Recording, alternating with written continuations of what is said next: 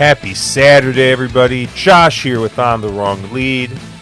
Another episode of You've Gotta Be Sha Tinning Me. I'm joined, as always, by Mr. Matt Carlson. Matt, how you doing, my friend? Doing all right. I think I posted earlier in the week that with Ascot running, I cap it like a drunk would cap a roulette wheel, where you look at those numbers that have spun and you're like, oh man, red's hot, like black is definitely due, or like, oh, zero's got to come up here, and that feels about how my Ascot experience has gone so far. But otherwise, good.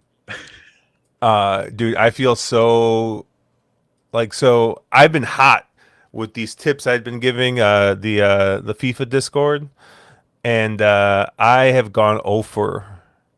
And I've probably been capping betting 4 or 5 races a day. So let's just say that my rep there has taken a big hit after giving hit show at 40 to 1. We've hit a dry spell here. I feel like early in the week I was landing on a ton of outsiders, like at huge prices, like 20, 25, 30 to ones. And I feel like today, we're recording this Saturday morning. It's about 10:40 Eastern time. Um, Today I landed on a bunch of, I think, just shorter price, a lot of like 9 to 2s, 5 to 1s. So I don't know if I'm just like seeing it a little bit differently, or if I just thought maybe the races the early first couple days were a little bit more wide open, maybe. But we'll see what Yeah, happens today. Maybe we can still turn it around. We could get like 3 or 4 winners here, and maybe I've only lost like yeah, $20 in the week. yeah, exactly. I mean, again, when you're playing 40 to 1, 50 to 1 shots, you only need one, right? Like if there's 50 races in a week and all you do is bet 50 to 1 shots, you hit one, you make it, right? It's called variance, right? You're due. So Yep. You just need Harmony and Bless to win once. that's it, right? You So just need it is he, once. is he here? So we need. um, yeah. Other than that, man, it's been a busy week for me, man. Like I went to a concert on Thursday. I'm actually wearing some merch from that concert. It's brand new. Um, so we've saw them on Thursday night, and then yesterday we went to a Cubs game as a team with my team at work, and man, the whole day I was like, I don't know how people go to concerts during the week. Like I couldn't. I was like dead Friday, and then after the Cubs game, we went to like the Cubby Bear. We went to like all the bars around there, and like we had like one drink at 2 bars, and everyone's like, I think we're good to go home. And it's just like, they were much quicker days. I thought I was going to be home much later yesterday. We probably actually could have recorded this last night, but I was just like, I was um, I had one beer yesterday and was like, "Ow!" Like just something about that first like summer hit, and plus, similar for me, it's been a busy week, although probably much different than you. My son has been out of school all week, and my wife was still working up until yesterday, so I was like working and playing daddy daycare at home the whole time. And again, I had one like 4% beer and was like, "Nope, I'm passing out." So stream would not have been good content yesterday anyway. We didn't miss much. So yeah, so we went to go see Brand New, and that's definitely a band from a certain time, and most of the people who are fans are of a certain age. And the first like 5 or 6 songs, everybody is up on their feet, dancing, singing, all this stuff, and then yeah, as soon as like 5 or 6 songs, I think like everyone decided to like sit down. And I'm like, yep, that's that. That's the millennials are hitting 40. That's what's going on there. But yeah, I don't know. It was fun though. They played a lot of, I'm gonna say newer music, but like that their last album probably came out what 10, 15 years ago or something. I don't know. I haven't They didn't followed. play So they yeah. didn't play much from the first album, and then like half of the second album they can't play. I don't think anymore. Really? So they only played like 3 or 4 songs from the second album, 3 or 4 songs from the third album, and then they played, and that's about where my knowledge of them kind of falls off. But they played a lot. People really liked the show, so we had a good time. Nice. I went with my buddy, and it was yeah, it was just fun. But you're not here to listen to us talk about our bad music tastes or our bad ascot picks, as my horse I think might have finished dead last in this race. But we're gonna talk a little Hong Kong here, and we're gonna start in race 9, the Lapis Lazuli Handicap. And we got a nice full field of 14 here. We are going to be in Class 3 racing, going 1,200 meters. Matt, I singled. I took possibly the easiest easiest angle there is in all of Hong Kong. I'm gonna hit the button. This is Zach Purton simp alert here. Uh, I'm gonna single the 4 Super Infinity here. Um, this seems to be a horse that was kind of on a pretty steady trajectory of improving. At the 1,200 meters, and missed by just a neck, 3 back. Then they stretched this horse out going 1,400. Went fine, but um, came right back to the 1,200. They put Luke Ferraris aboard for some reason, and Luke Ferraris just gives a not great ride. I think the horse ended up getting kind of blocked a little bit, and then I think he just kind of wrapped the horse up for the last couple strides. Um, but now you get Zach aboard, and you get the rail again. So we always talk about horses losing the draw lottery. This is the horse that's won the draw lottery two races in a row.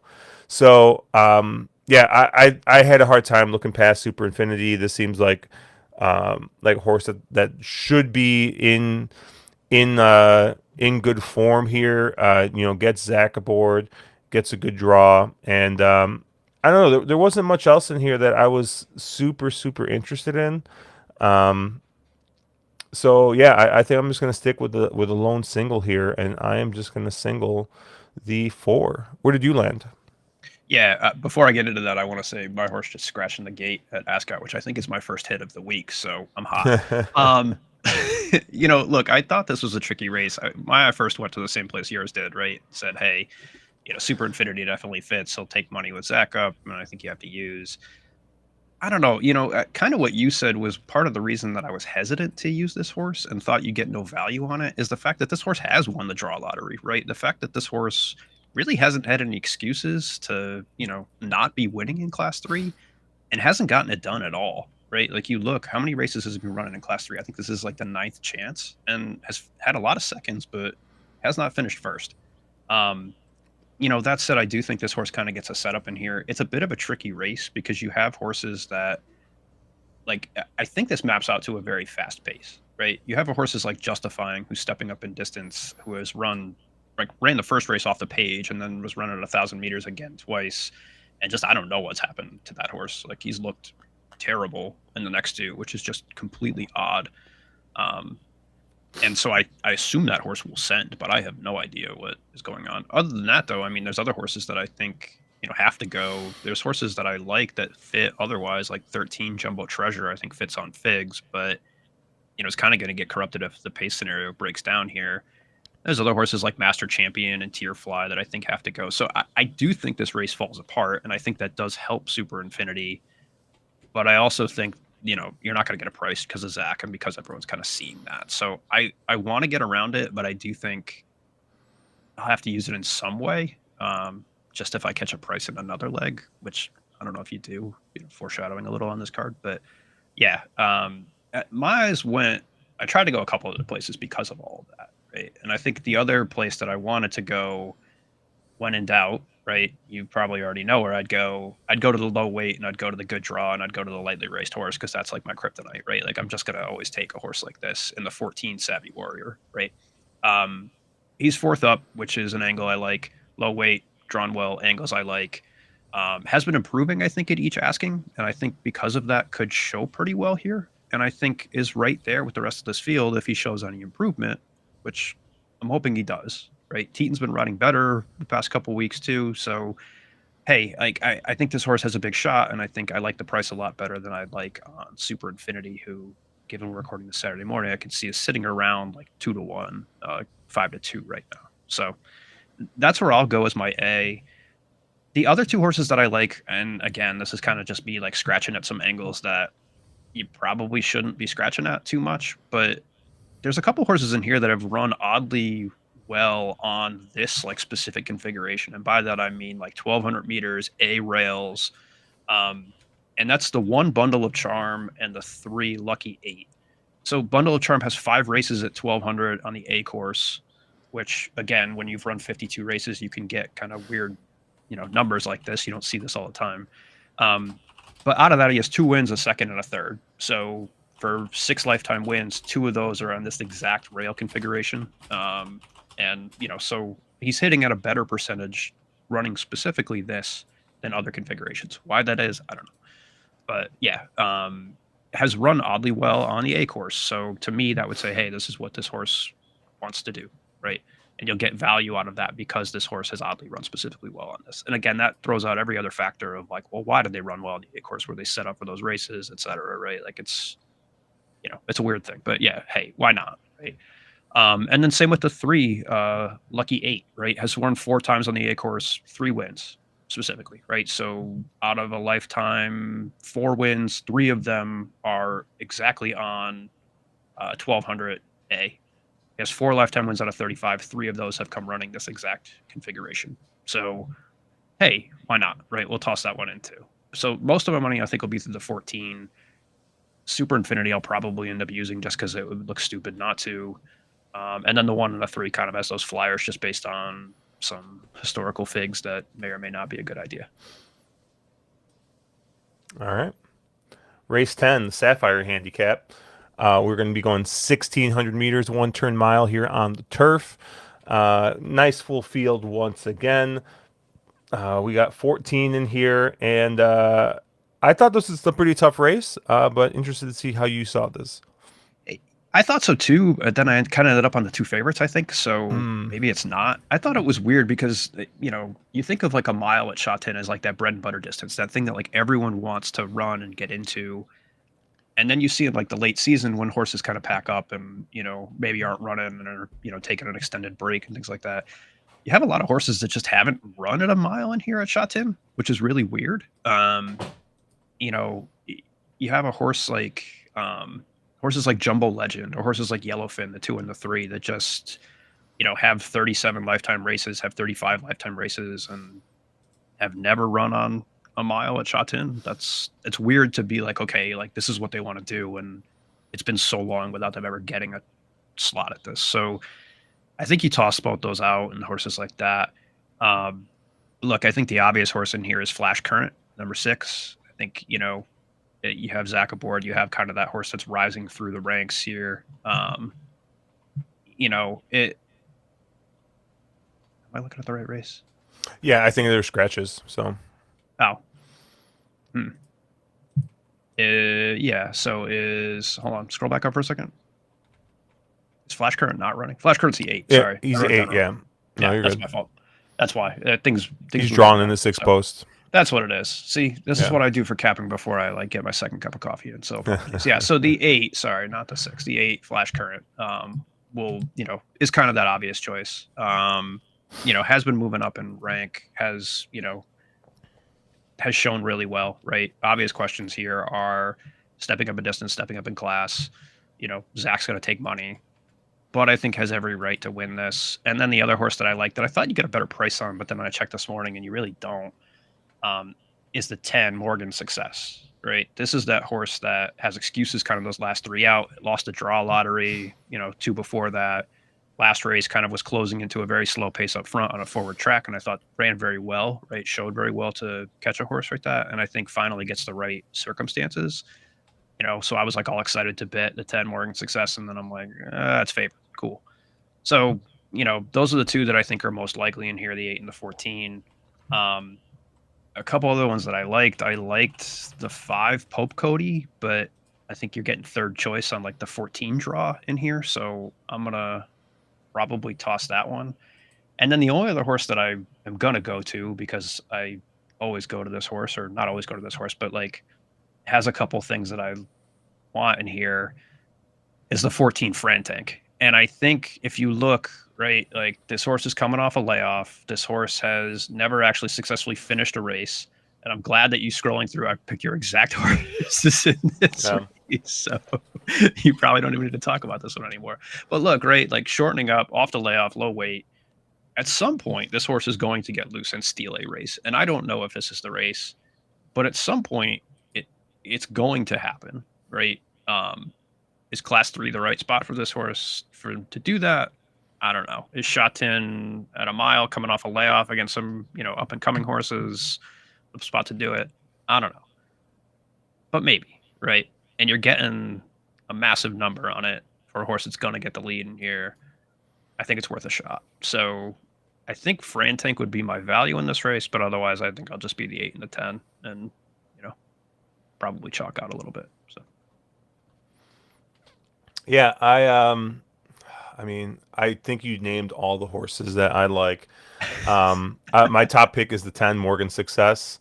I think this is a horse that's improved greatly the last three times out. You know, I think something went wrong um, after that race in February. Right, the horse ended up getting like scratched, and then kind of not really laid up, but basically that scratch, gave the horse about 60 days between races, which is, these horses run every month basically. So got a little bit of a breather and came back and ran really well from a wide draw. Got an even wider draw and ran fine. Ran sixth there. Was bumped a little bit, but I thought he ran fine, and then comes back with a better draw and runs another second. So I think it's definitely a horse with some ability. He's not picking up a ton of weight or anything here. He's actually losing a pound. Gets Lyle Hewitt's in the board again, who piloted him pretty well last time, and uh, yeah, you're getting a slightly better draw. You're getting inside. You're in the three post, and I think that this is going to be you're going to see a good effort out of the 10. Um, and then I've three Bs. Obviously the 5 Pope Cody and the 8 Flash Current. They seem like the they seem like the logicals in the spot, I think. The 8 Flash Current obviously has Zach aboard. Um, has run really well. At 1,400 meters, at 1,200 meters, has got 2 wins and 5 starts here at Hong Kong, but hasn't done the one-turn mile yet. Right? This is still a horse relatively new to Hong Kong. Um, but this is a pretty typical progression for these new shippers of Hong Kong. So like, they'll run 1,000 or 1,200 first up, and then they'll get them to 1,400 at some point, and they'll usually only run them once or twice at 1,400 to get them to the mile. So the fact that Zach stays aboard here, um, it's probably tipping a little bit that this horse is probably going to be primed to run. I mean, this is a horse that got bet off the board both his wins or twice. One off his first win, and then when Zach got aboard. So I mean, I expect this one to take a bunch of money. The horse makes a ton of sense. Um, I'm just not gonna. I don't think I'm gonna be very happy about the price. And then the 14 Frantank. Um, I mean, there's no speed in this race. Um, this is a horse that's drawn well, that has shown speed, um, and you know his form. Right, if you look at the PPs like I do, right, like the regular ones, right, you only see the last 5 races. You're probably just like, what the heck? Like, what is this horse like doing? And I really don't know what I don't know if they're maybe if they were trying to get the horse to shed some pounds, on the handicap scale or whatever. But this is a horse that's got 6 starts going the one-turn mile. He's got 2 wins in a third, right? But this is a horse with 25 Hong Kong starts, only 6 of them at the one-turn mile, and all of his wins have been at the one-turn mile. So this is a horse getting back, I think, to what he wants to do. It's going to be Lone Speed. Is drawn very well. Um, and interestingly, it's kind of interesting that they get Hamlin here because I think this is a horse that's supposed to be carrying 117 or 116, and I don't think Hamlin can go that light. And the way you kind of see that is you got the little question mark here with the +1. This is basically saying like, he's supposed to be carrying 118, but he's probably gonna be overweight because usually like if you get like Zach or something, Zach can only, I forget what weight he can get down to. Same thing with Hugh Bowman. Like he can only get down, they can only physically get down to a certain weight. Um, so I don't know. Like there's other jocks that I mean, my favorite jockey, Brittany Wong, can I think get down to like 112 or something, like some insane number. So, um, they could have gone other ways. I think to maybe have taken full advantage of that, but I don't know. Either way, like this is going to be your low weight here, um, and drawn well and your speed. So, uh, and I think you're going to get a price. You got two, I think, other logicals that are going to be pretty short. Um, and this horse is the exact opposite of a win machine. I mean, this is a horse that's finished dead last. Two of his last five starts. So, perfect horse for us to back. Um, But yeah, I'm going to end up with a lone A on the 10, and then I'm going to use the 5, the 8, and the 14 as B's. Honestly, though, like if I were to win bet this race, I'd probably put a win bet in on this 14. I'd take a shot, probably get a good price on it. Yeah, I agree with all that. He's sitting at like 15-1 right now. So. Yeah, that's exactly that's that harmony and blessed type stuff. But we're gonna move to race 11 here. Amethyst handicap, 1,400 meters. Um, and once again, we get another big field. I swear, man, this morning was rough for me, right? And you can probably hear my voice a little bit. Like it usually takes me till about 10:30, 11 to like fully like wake up. I'm not a morning person. I'm only halfway through my cup of coffee this morning. Um, but I handicapped Ascot this morning, which like some races have got like 20 something horses in there. And then I came to this. This was a break because I only had 14 horses in these races. Like it's taxing, man. Like it's tough. But yeah, we got a full field of 14 again with a couple of alternates. And you know, I mean, it sucks because I feel like um, well, there's gonna be like the 6 and the 7 here. I think are going to be kind of vying for favoritism. Um, Probably the 6 because the 6 has been bet the last two times. Um, and I mean he was a favorite the last two times, but I don't know. I thought the 7th South Star was he moved up in class and won immediately. And he ran a solid third last time out when Top Dragon was able to beat him in that one pretty handily. But I don't know. These two seem to have really really good figs. They seem to fit, I think, in this race very well. I prefer the 6 over the 7, so that's why I used the 6. I didn't want to use both of them because I feel like that would just like ruin all value in here. But I am going to end up landing on the favor here with the 6. But I thought there were a couple other interesting horses in here. Obviously, the 9 Super Express, is coming up in class or went up in class last time off of second place, and ran fine. Second by a head, second by a shoulder with a win. So maybe this is your favorite actually. But yeah, I thought that Super Express is just, lightly raced horse, seemed to be improving. He's drawn really well, gets Abdul aboard for John Size. Like, I mean, this is, I don't think, if you follow Hong Kong at all, like, you see these horses all the time. And, a lot of times they really back up their previous efforts, right? This is probably an improving horse, one that maybe won't stay in class three very long. Maybe we'll start seeing in some, depending how he runs here, maybe start seeing in some, you know, uh, stakes types races. But the 6 and the 9, I think, are both make a bunch of sense. I actually really like the two huge wave. And we've talked about this before. This is a horse that's run pretty well the last two times. Hasn't really been backed, or wasn't backed to back. Was backed a little bit at 8-1. Was probably third or fourth choice in that race. And now he's cutting back in distance.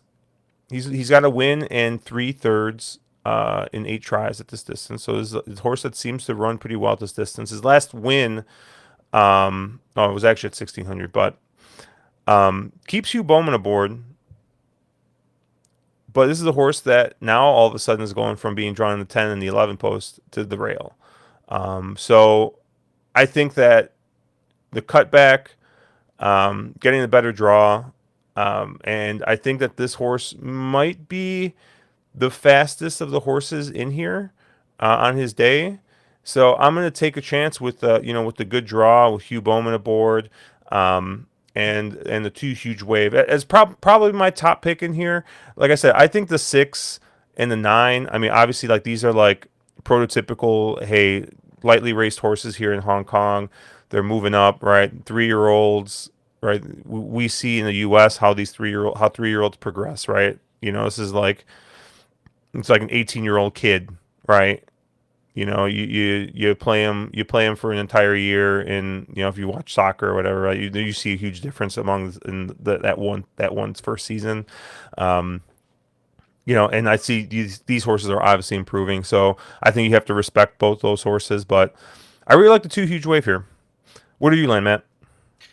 Yeah, this is. I mean, I think it's a tricky race to me because I think you have the opposite problem of like there's a lot of horses in this race that really like winning, and I think you have a lot of young horses. You kind of have a lot of horses that are coming up and they're on the rise, and so I think this is one of those races you could look back on, kind of like next season, and say, hey, like you're seeing a couple of these horses up in Class Two, right?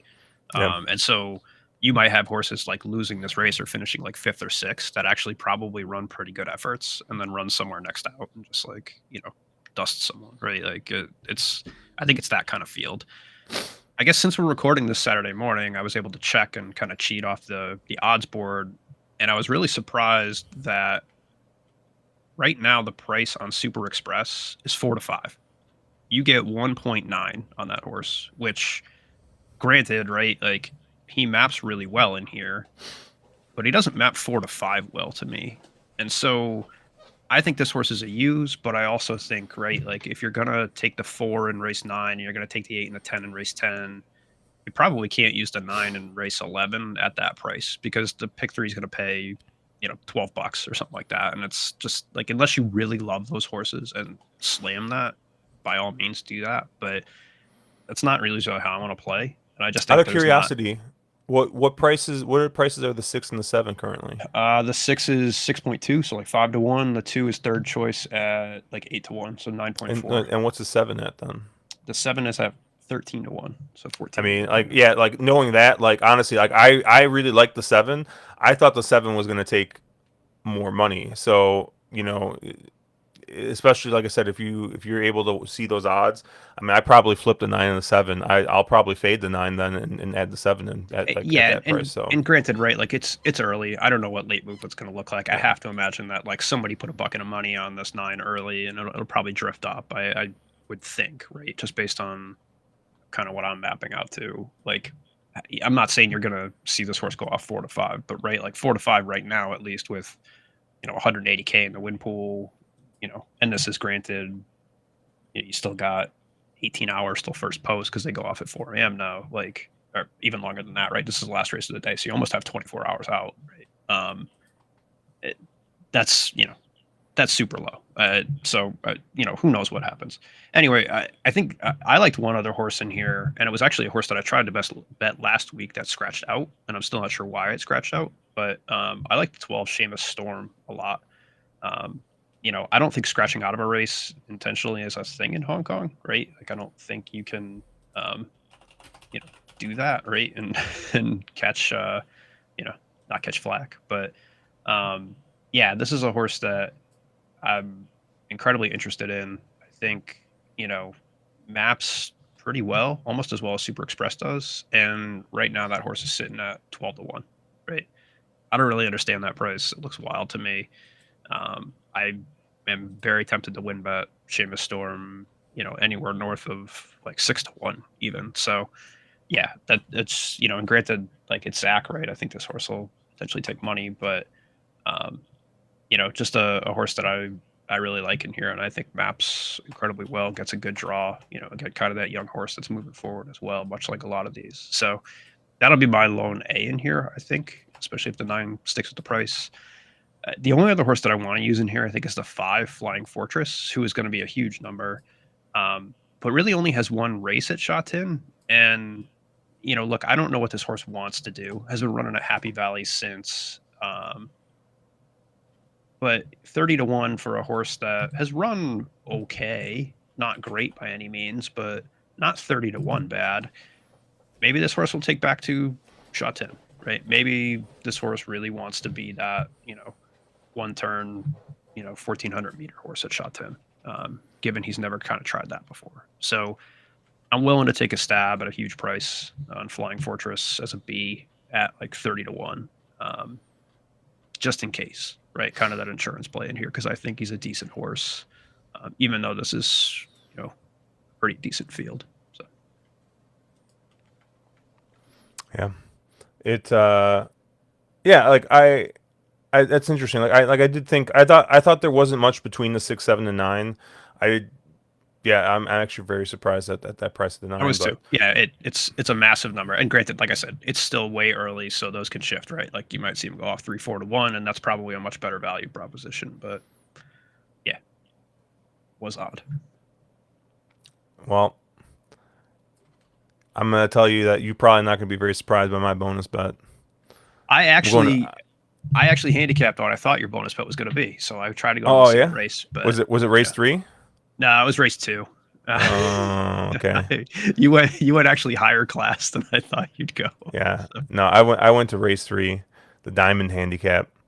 Um and you know, we're going 1200 meters here, and I was looking through this race, just kind of looking, and I'm like, all right, where's Zach? Oh, great, Zach's got the rail. But he's on a Happy Valley horse here.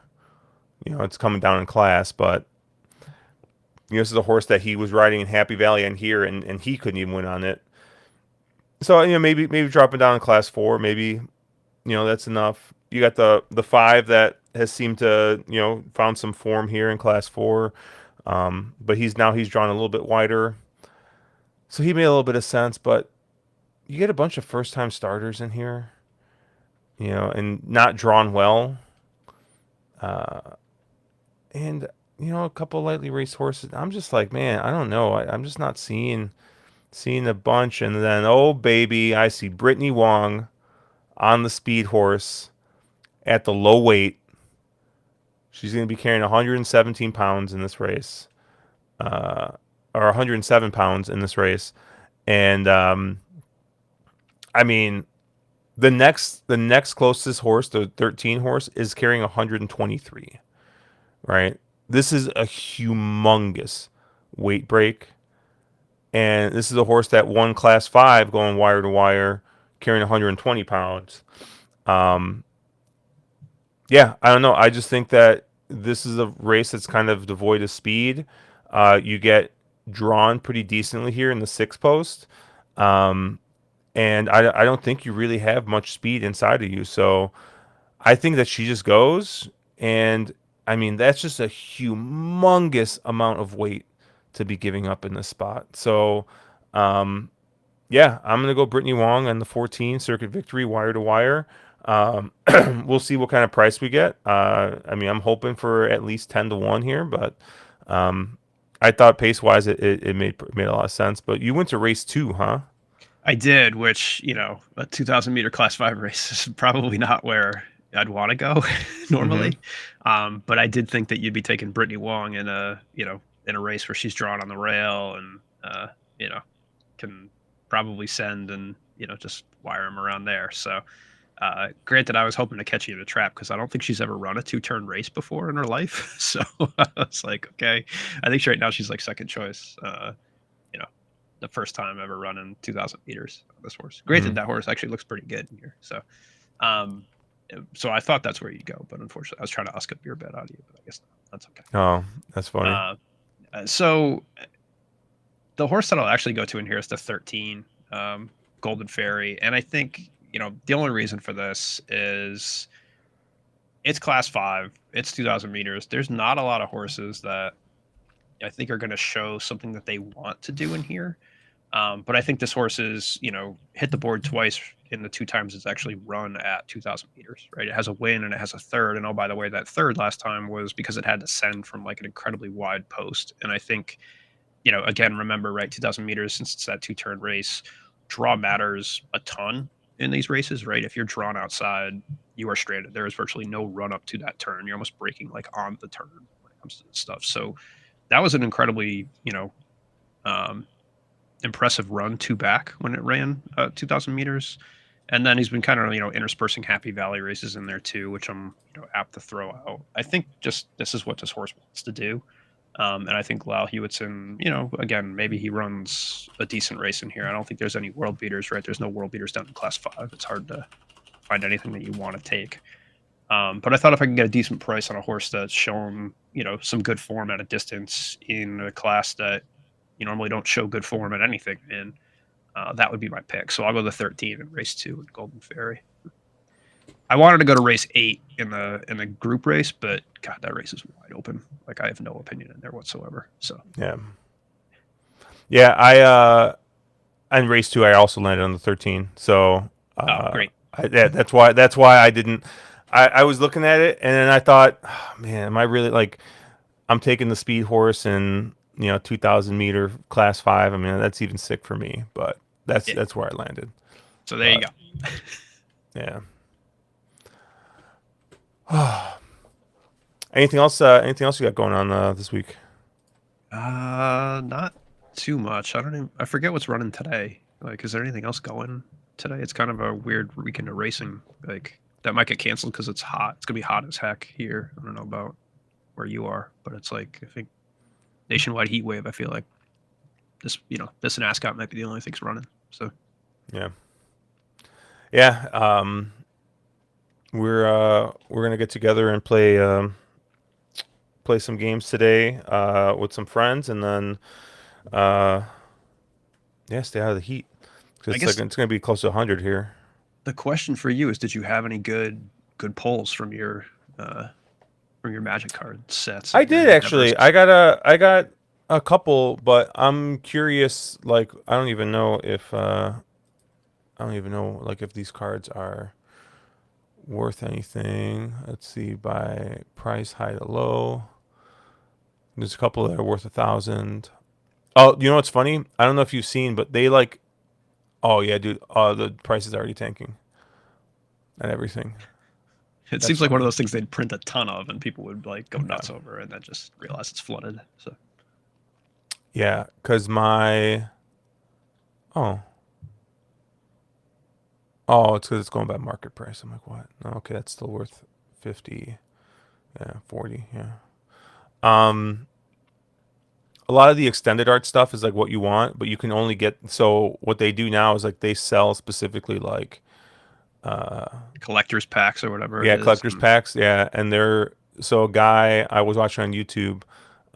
He opened up a $800 at the time of printing. It was $800, or the time of release, like they were going for $800. But now I think I wonder how much it is now. Shop booster boxes. Yeah, people are selling them for. They're not even listed. But these like collector boosters, like the guy basically paid like $800 for it, and the sell value was like 525 or something. The biggest pull he got out of because it's like 12 boosters. I don't know. It's nuts, dude. I buy the cards to play with them, not to look at them or yeah, uh resale. That's resell. So I don't understand that part, but everyone's trying to make a buck now. So, it's gambling. anyways, Could be betting on horses, right? But instead, yeah, true. Um, but yeah, so yeah, it'll be fun. I've been playing a lot of arena, so been playing draft and stuff on there. That's my preferred way to play, but I don't like. I don't know. My buddy wants to go to an in-person one, and I'm just like, I don't know, man. I much prefer just playing online, but I'm sure we'll get out to something. But that's gonna do it for us here on not drinking champagne. I forgot to change that. It's you've got to be Sha Tinning me. I feel like this Uh, week is fun. yeah, there you go. You can catch us out at ontherwronglead.com, at wrong_lead on Twitter. I am at Cherry Drank. Matt is at Slow and Steadied. He'll have his full card picks up at some point today. And then next week's going to be pretty tough for us. I'll be out in California for Andrew Champagne's wedding. So we'll see if we get any content up next week. But we'll keep you guys in the loop. But good luck this weekend. Let's make some money.